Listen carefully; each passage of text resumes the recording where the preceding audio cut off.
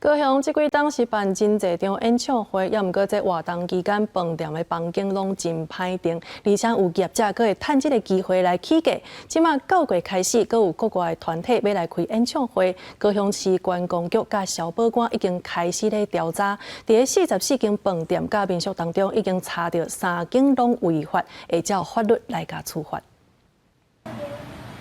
稽查人员来到旅馆，甲业者确认房价，高雄观光局甲消保官7月搁发动房价专案，稽查44间旅宿，其中3间旅宿向市府报备的房价是伫2000至4800不等，实际计销刷超收10%甚至是10%以上，互观光局达房裁罚1万至5万不等的罚金。 涨价应该是要一个合理的范围，就是说可能它在一个区间之内浮动，比较友善的一个倾向。我是觉得真的应该是还是维持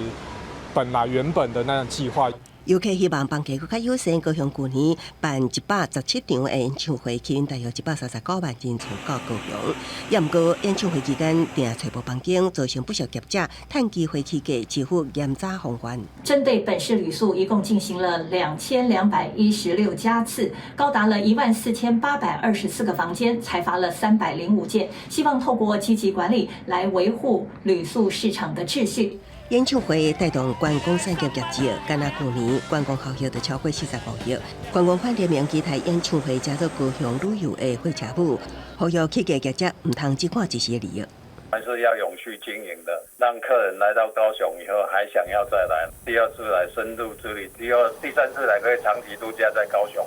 高雄9月会阁有几组外国重量级艺人团体演唱，除了检查房价，观光局也提醒游客订房进前会当上台湾旅宿网，查询业者敢是有合法登记甲比查房价范围。若是这房价超过比查房价，会当向市府检举，查证属实会依法开罚。记者综合报道。